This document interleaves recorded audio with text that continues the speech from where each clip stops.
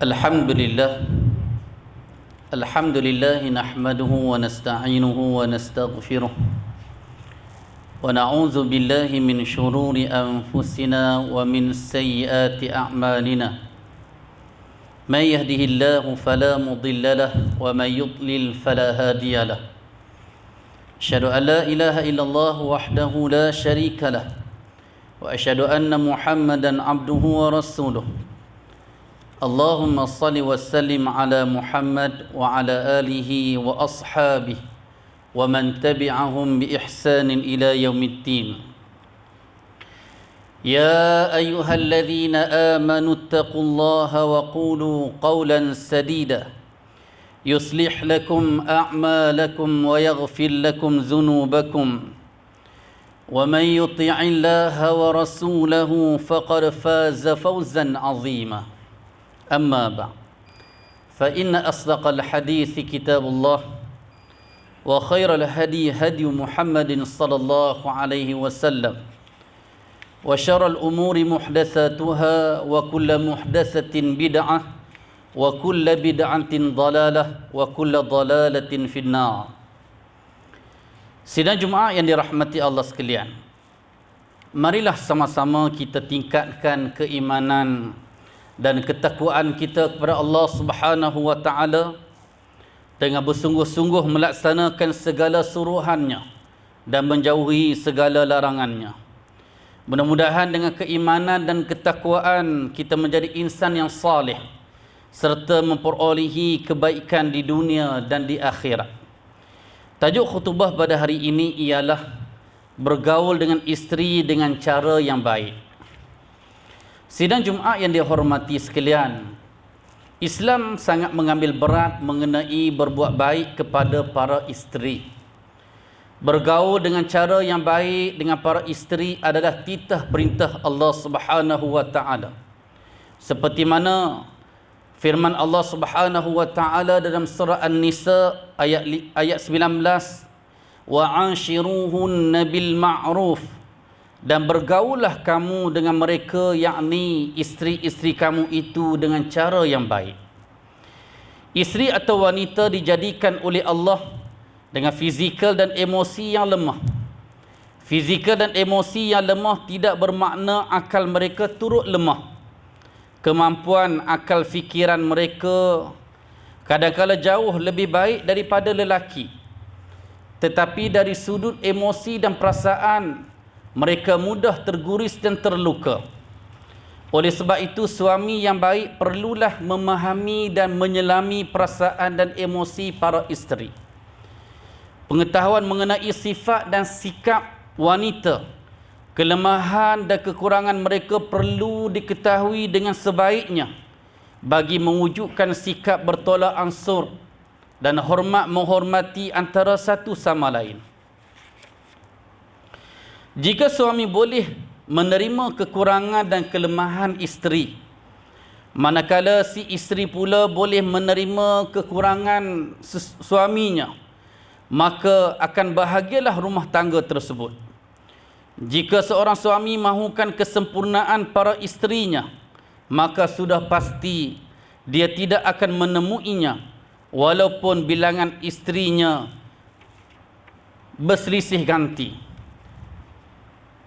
Para suami sama sekali tidak akan dapat menemui isteri yang mampu taat kepadanya dan mendengar kata-katanya 100% tanpa ada perasaan tidak puas hati atau bangkangan. Namun kekurangan yang ada pada diri para isteri harus dilihat secara positif oleh para suami.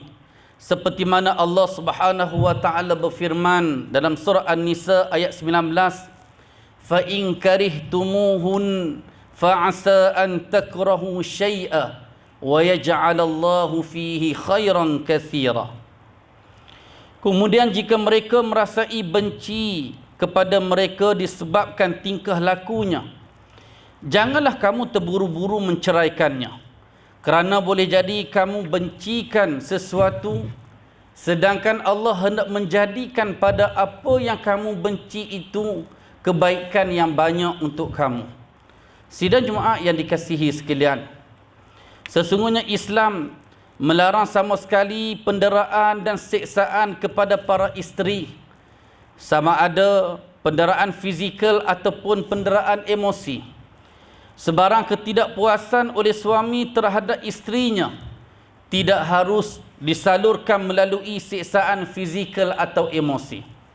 Rasulullah sallallahu alaihi wasallam tidak pernah mendera atau memukul isterinya dan pembantunya selama hayat hidupnya, seperti mana Aisyah radhiyallahu anha berkata, "Ma daraba Rasulullah sallallahu alaihi wasallam imra'atan lah wala khadiman qatta."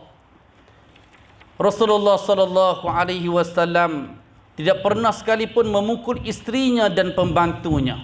Hadis sahih riwayat An-Nasa'i. Hak dan tanggungjawab suami terhadap isterinya juga telah dijelaskan oleh Rasulullah sallallahu alaihi wasallam dalam beberapa hadis.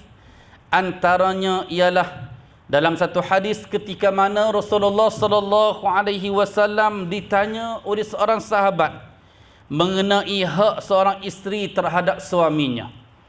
Maka lalu Rasulullah sallallahu alaihi wasallam menjawab, "An tut'imaha idza ta'imta wa taksuha idza iktasaita wa la tatribil wajha wa la tuqabbih wa la tahjur illa fil bait."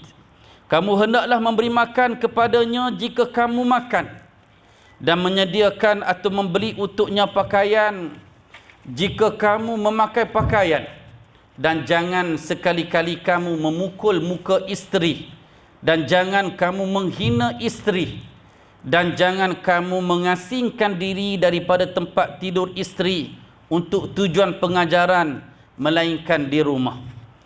Hadis sahih, hadis hasan sahih riwayat Abu Dawud. Hadis ini jelas merupakan panduan terbaik bagi para suami dalam memimpin bahtera perkahwinan mereka. Makanan dan pakaian merupakan tanggungjawab suami yang perlu diberikan kepada isteri. Hadis ini turut menjelaskan mengenai tegahan Rasulullah sallallahu alaihi wasallam daripada memukul isterinya di bahagian muka. Ini adalah kerana bahagian muka adalah lambang kepada kemuliaan dan kehormatan selain daripada gambaran kecantikan seorang wanita. Larangan memukul bahagian muka tidak terhad kepada kaum wanita sahaja, tetapi turut merangkumi semua golongan lelaki dan wanita, kanak-kanak dan orang tua. Sikap menghina, mencerca dan mengeluarkan perkataan yang keji di antara suami dan isteri serta kaum keluarga mereka adalah ditegah dan dilarang oleh Islam. Sidang Jumaat yang berbahagia, Rasulullah sallallahu alaihi wasallam merupakan contoh terbaik bagi para suami yang saleh dalam memimpin bahtera rumah tangga. Malah Rasulullah sallallahu alaihi wasallam sendiri mensifatkan baginda adalah orang yang paling baik terhadap kaum keluarganya, seperti mana Nabi sallallahu alaihi wasallam bersabda dalam hadis yang sahih riwayat Ibnu Majah, "Khairukum khairukum li ahli wa ana khairukum li ahli."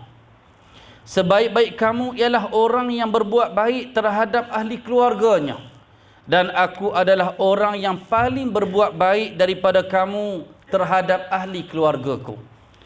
Malangnya, amat menduka citakan apabila ada segelintir individu tertentu yang baik terhadap rakan-rakan dan sahabat handainya, tetapi zalim dan buruk akhlaknya terhadap kaum keluarganya sendiri.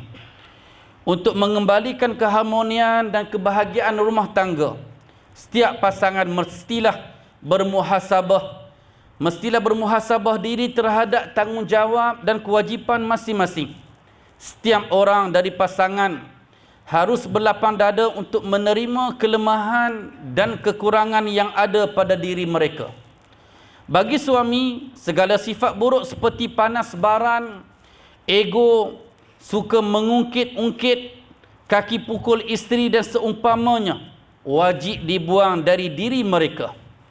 Jika sifat-sifat buruk ini tidak dibuang, maka sudah tentu keharmonian rumah tangga tidak akan tercapai. Harus diingat, kehidupan berumah tangga ibarat kapal kecil di tengah lautan, sentiasa di lambung ombak dalam cuaca yang tidak menentu. Dalam hal ini, suami yang diibaratkan sebagai nakhoda sepatutnya lah yang menentukan selamat atau tidak pelayaran kapal tersebut. Keluarga yang harmoni akan mendatangkan keamanan kepada masyarakat, manakala masyarakat yang baik akan mendatangkan kemajuan kepada negara.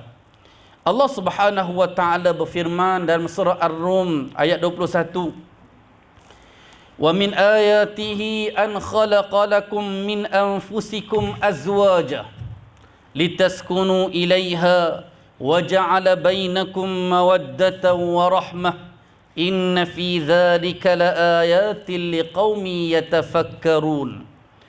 Dan di antara tanda-tanda yang membuktikan kekuasaannya dan rahmatnya, bahawa ia menciptakan untuk kamu, wahai kaum lelaki, isteri dari jenis kamu sendiri, supaya kamu bersenang hati dan hidup mesra dengannya, dan dijadikannya di antara kamu suami isteri perasaan kasih sayang dan belas kasihan. Sesungguhnya yang demikian itu mengandungi keterangan-keterangan yang menimbulkan kesedaran bagi orang-orang yang berfikir. Barakallahu li wa lakum bil Qur'anil azim wa nafa'ani wa iyyakum bima fihi minal ayati wa zikril hakim.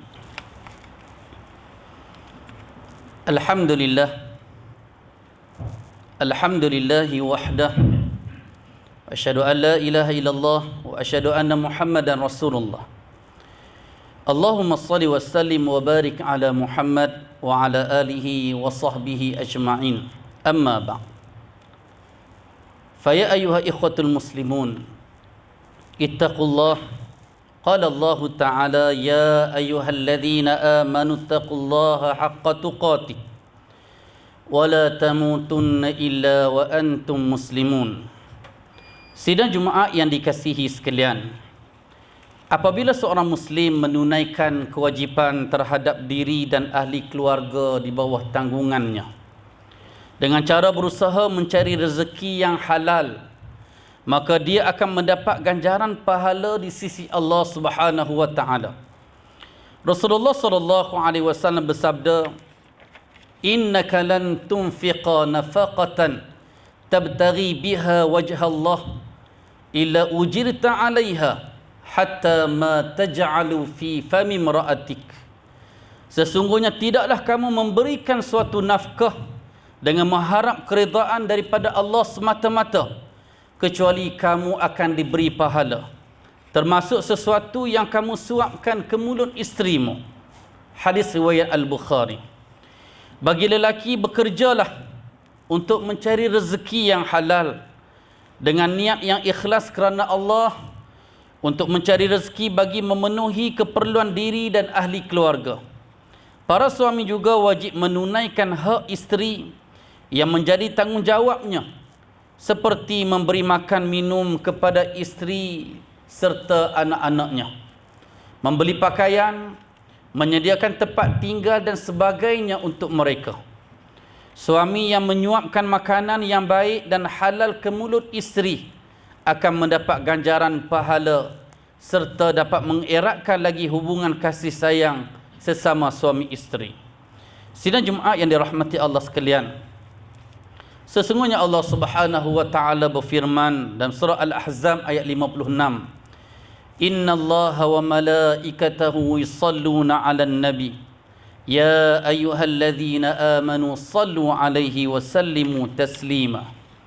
Sesungguhnya Allah dan para malaikat berselawat ke atas Nabi, maka wahai orang-orang yang beriman, hendaklah kamu berselawat dan salam ke atas Nabi. Nabi SAW bersabda dalam hadis yang sahih daripada Anas bin Malik radhiyallahu an, "Man shalla alayya wahidah sallallahu alaihi ashra wa hatta anhu ashra khati'at." Hadis riwayat Al-Bukhari dalam Adabul Mufrad. Barang siapa berselawat ke atasku satu kali, maka Allah membalasnya dengan merahmatinya, dan Allah memberi ganjaran pahala kepadanya sebanyak 10 kali, dan Allah menghapuskan dosa-dosanya. Allahumma salli ala Muhammad wa ala ali Muhammad kama sallaita ala Ibrahim wa ala ali Ibrahim wa barik ala Muhammad wa ala ali Muhammad kama barakta ala Ibrahim wa ala ali Ibrahim fil alamin innaka Hamidum Majid. Allahumma ighfir lil muslimina wal muslimat wal mu'minina wal mu'minat al ahya'i minhum wal amwat innaka sami'un qaribun mujibud da'awat wa qadiyal hajat. Ya Allah, ampunilah seluruh kaum muslimin sama ada yang hidup ataupun yang telah mati. Ya Allah, berikan petunjuk hidayah serta rahmat-Mu kepada kami sekalian hamba-hamba-Mu, dan kepada pemimpin kami terutamanya Raja Pemerintah Negeri Perlis Tuanku Syed Sirajuddin ibni almarhum Tuanku Syed Putra Jamalul Lail, dan Raja Muda Perlis Tuanku Syed Faizuddin Putra ibni Tuanku Syed Sirajuddin Jamalul Lail, serta kaum kerabat baginda, supaya sentiasa beramal dengan kitab-Mu dan sunnah Nabi-Mu Muhammad sallallahu alaihi wasallam. Dan Kau lanjutkanlah usia baginda berdua dalam keadaan selamat, sihat sejahtera, dan semoga dengan kesihatan yang baik yang telah Engkau kurniakan kepada baginda berdua, terlaksanalah pemerintahan yang adil lagi diredai oleh-Mu. Ya Rahman Ya Rahim, kami memohon kepadamu dengan segala kerendahan diri sebagai hamba-Mu. Engkau indahkanlah akhlak kami, Engkau perbaikilah pergaulan antara kami. Engkau peliharalah kami dari penyakit lemah, malas, berfikiran dangkal dan buruk budi pekerti. Ya Rahman Ya Wadud, Engkau baikilah keluarga kami, anak isteri kami, saudara mara kami, jiran tetangga kami, dan seluruh urusan mereka yang kami kasihi. Engkau jadikanlah kami umat yang mempunyai ketinggian akal dan budi, mempunyai minda yang unggul lagi menguruskan kehidupan ini, dan menjadi teladan yang baik kepada manusia yang lainnya. Ya Allah, jadikanlah negeri Perlis ini sebagai negeri yang makmur, rakyatnya hebat, mantap, bermentaliti kelas pertama dalam tindakan, hidup bersih, bersatu padu dan dilimpahi berkat serta rahmat dari sisi-Mu. Engkau jauhkanlah kami dari bala dan kerosakan. Engkau tambahkanlah nikmat-Mu kepada kami. Engkau berikanlah kepada kami kebahagiaan hidup di dunia dan di hari akhirat. Rabbana zalamna anfusana wa illam taghfir lana wa tarhamna lanakunanna minal khasirin. Rabbana atina fid dunya hasanah wa fil akhirati hasanah wa qina azaban nar. Sallallahu ala nabiyyina Muhammad wa ala alihi wa sahbihi wasallam. Inna Allaha ya'muru bil adli wal ihsan wa ita'i dzil qurba wa yanha 'anil fahsya'i wal munkari wal baghi ya'idzukum la'allakum tadhakkarun.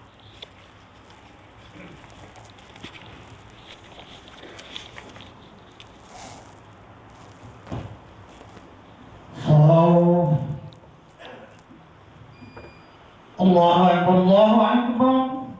Asyhadu an la ilaha illallah.